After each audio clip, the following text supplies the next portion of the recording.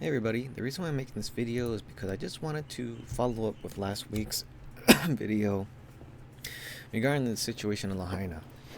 And so my theories were a few things. I thought that the Hawaiian electric stock would perform well because, not a financial advisor, just a person of opinion, so please don't take me seriously.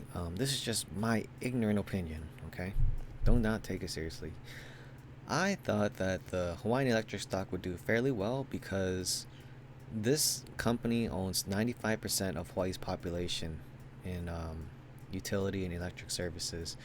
And so last Thursday or Friday, I made a video discussing this, and so far, the stock at least has gone up at least, let's see, 14% as of yesterday. And it continues to slowly rise, at least for the past two trading days. So yeah, for me, I did see some favorable opportunities here, at least for me, but not a financial investor, not an expert or anything, so don't take my advice. This is just my opinion. I did see some possible opportunities here. And this company is over 100 years old. I guarantee you it probably has a lot of connections to the government, and it's pretty much goes because governments and businesses go hand in hand and they work together. They rule this world and this country. This company probably has a lot of say in politics or the way we govern or how we act or what we do or what we're allowed to do and how we conduct themselves, right? Because they really do.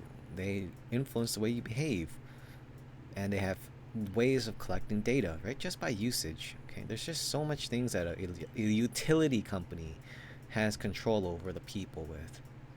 So, most people would probably assume that this company is owned by the government with how much influence it has.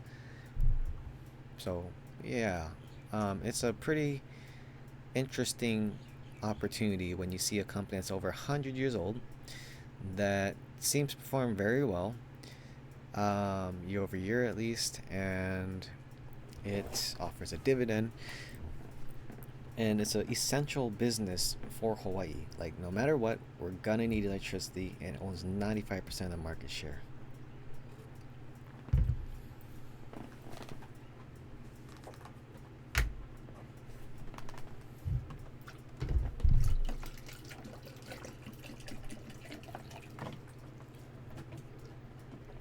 But the real reason why I made this video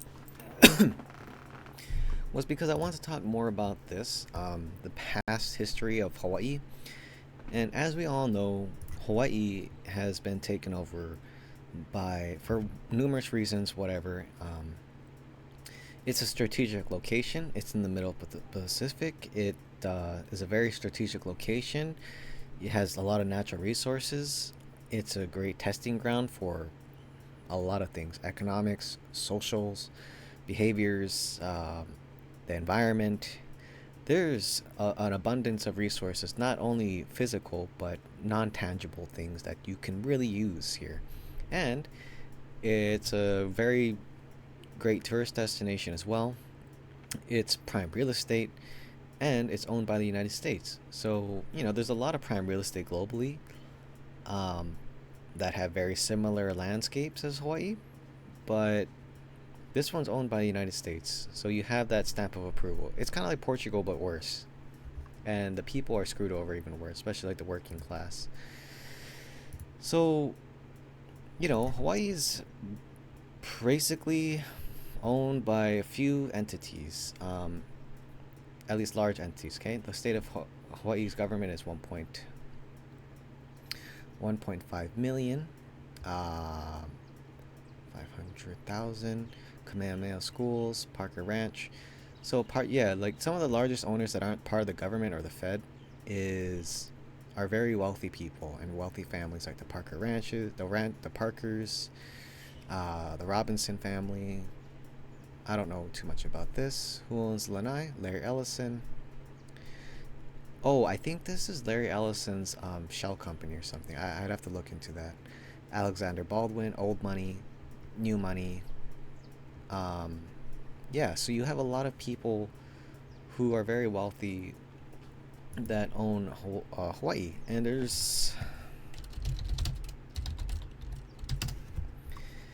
And so, to me, in my honest opinion, I think that there's so many things that go on in this world, and we're fed things through our mainstream media and our news outlets or whatever so rapidly that this is just going to be swept under the bus. We're going to complain about this for like a couple weeks, and then we're slowly going to move on to the next thing, right?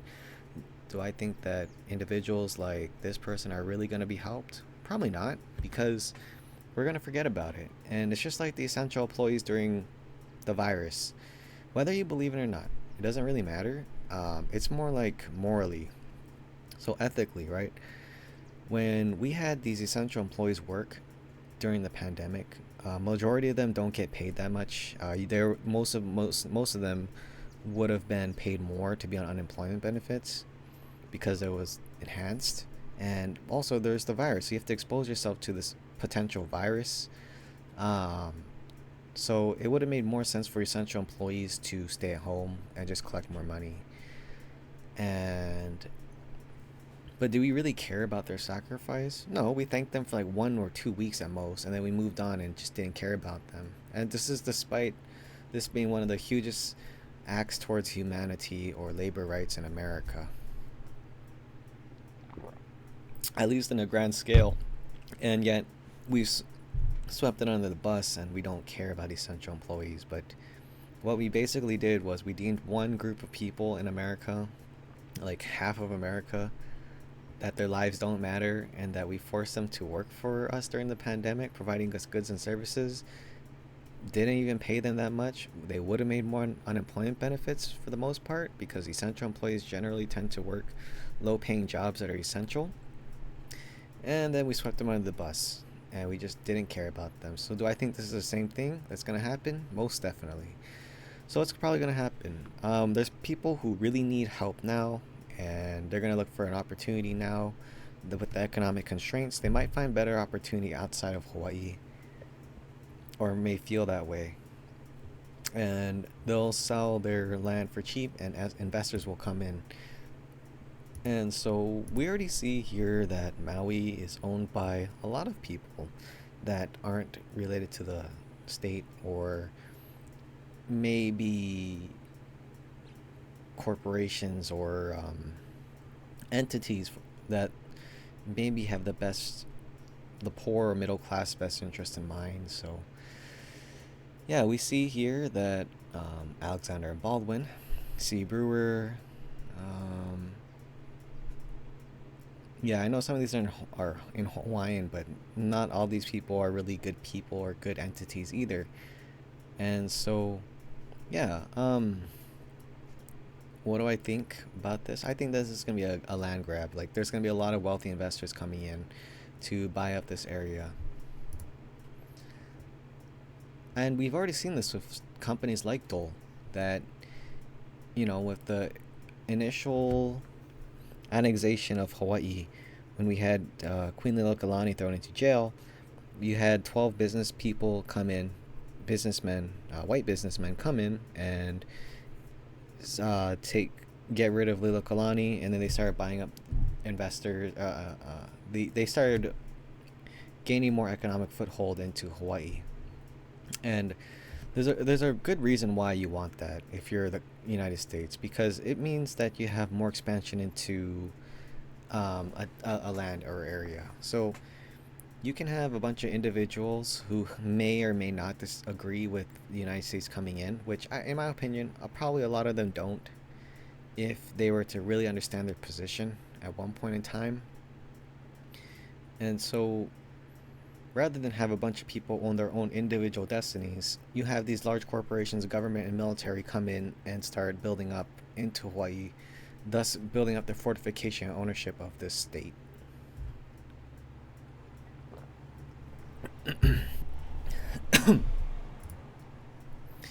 So, yeah, it's just like with any island in Hawaii, there's going to be larger economic control over Hawaii now by businesses, large corporations, elites, and the military that lean in favor of United States imperialism, lean towards corrupt capitalist systems, and lean towards like a U.S. hegemony. And you're going to see a lot of wealthy investors from probably primarily the United States, buy up this place to further assert control because businesses, government, military all go hand in hand.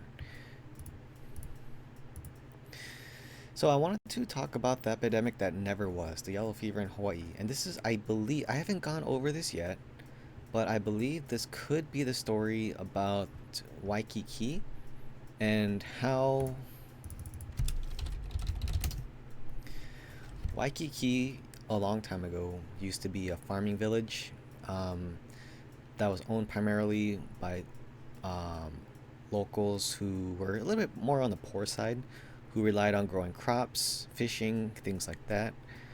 And there was a lot of homes rather than these tall buildings and large corporations and businesses that took over. And the best way to get these homeowners out is by giving them reasons to leave because you can't forcefully evict people. You can extort you can push them to leave by economically constraining them, creating policies that push them out and whatnot, zoning laws, all these things, right? So let's take a look at old Waikiki. Well, so I think from what I learned in class, um, this was older Waikiki. You can see there's no tall buildings. Diamond Head is right here. And so a lot of this was marshland. That's why they have the canal. I forgot what the canal's name was. The Alawai Canal. So there's just a lot of swamp and marshlands here. Yeah, a lot of poor uh, marsh farmers and villagers and whatnot. And so if you're a wealthy investor, a government or business, and you have plans to build this, this humble town in prime real estate to become a place to generate wealth, investors, to further your fortification of Hawaii, right? Because you need wealthy investors to come in, right? And I think they did that with the Native Americans, with John Smith and all that stuff in Pocahontas. Like John Smith or whatever his name was, they all came to, they came back with Pocahontas from the excursion in order to entice investors to encourage money so they could expand native into America, and they had to do this by convincing investors, the wealthy, the businesses, and government that there was a lot of opportunity, whether it came first natural resources, it's women, or something like that, and that it was worthwhile investing into the expansion there. And I think that's part of it. I would have to look into that more.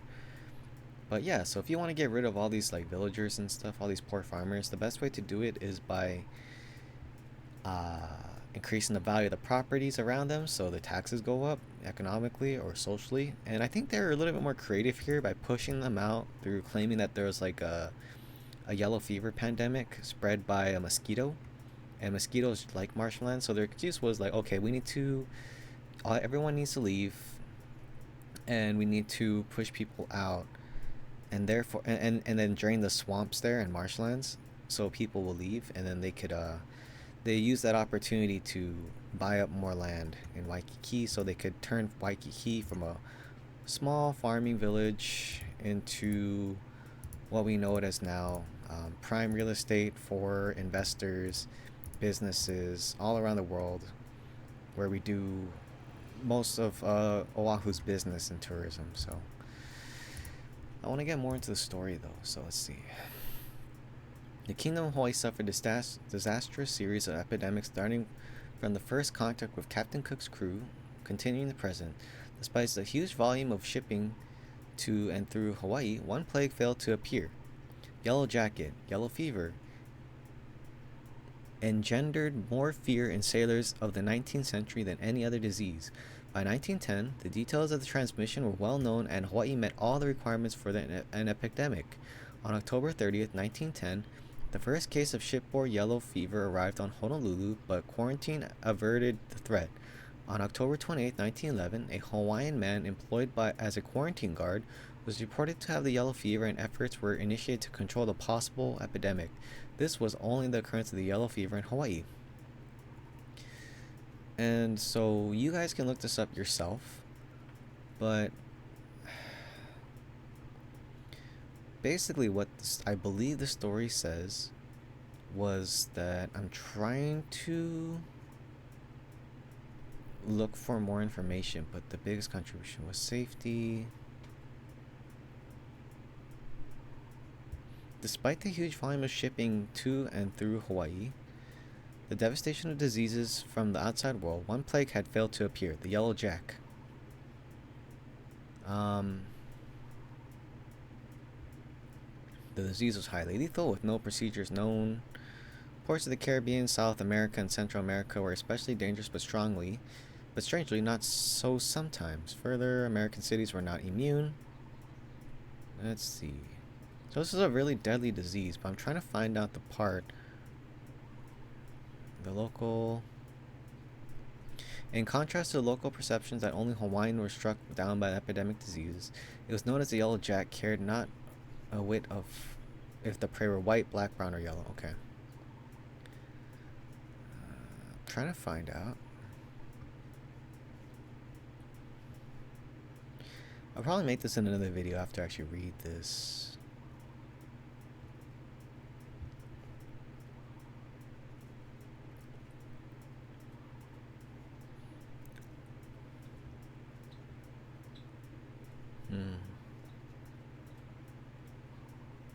Okay, so I think this is where it is. Some individuals sued for compensation for the loss of their property. Mainly a banana tree was cut down. From a distance in time of 90 years, it may be difficult to appreciate fully the fears of Hawaiian community with regards to yellow fever.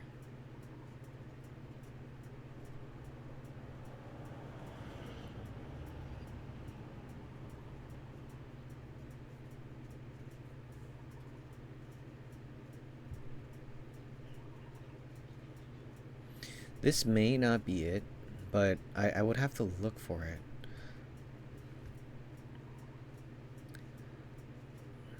Maybe this is it.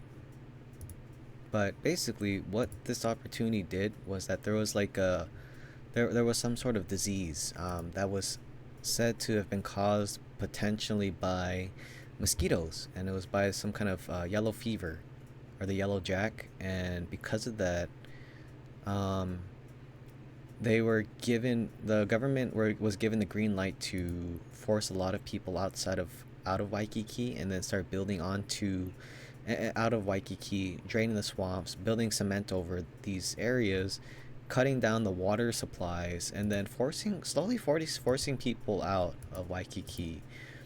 And then they were, eventually this kind of economically constrains the residents that were on the poorer side who relied on farming to leave Waikiki, sell their property, and then richer and wealthier investors in the government could come in and swoop Waikiki up. Do I think something very similar is going to happen to Fly Lahaina to a varying degree? I do believe that heavily. So, do I think that the Lahaina fires could have been intentional? It could have been. Or it could have been something a lot of people were hoping for. Like, do I think Oprah or is it Mark Zuckerberg or Larry Ellison or the government really care? They do, but maybe because they see an opportunity here, right?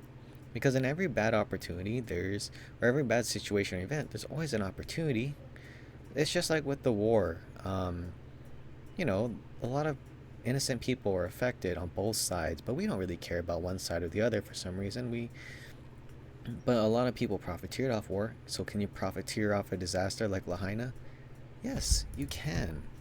And so I think that it's very possible that a lot of people with not the average person's best interest in mind may buy up some land here and start building their luxury homes or their hotels or their businesses or increase their real estate asset investments. And this allows for more control of the government, the businesses, the state, and wealthy investors. So in America, I do believe that. So yeah, I'm probably gonna look for the story about the yellow fever and how I think that the yellow fever pandemic or epidemic compares to the current situation in Lahaina. But this happens all the time in Hawaii. Like, you have people pushed out all the time, and this happens all around America, where you have poor people pushed out of their homes, and then wealthy investors come in. This is just another story, in my opinion. This could be another situation, and it could also be that this is a byproduct of situations like this because of the way the system is structured. But hey, do we know if whether or not the fires were intentionally caused or not? We don't. But I got to be honest with you. I think there's a lot of people who are looking forward to this. So with that being said, I hope you have a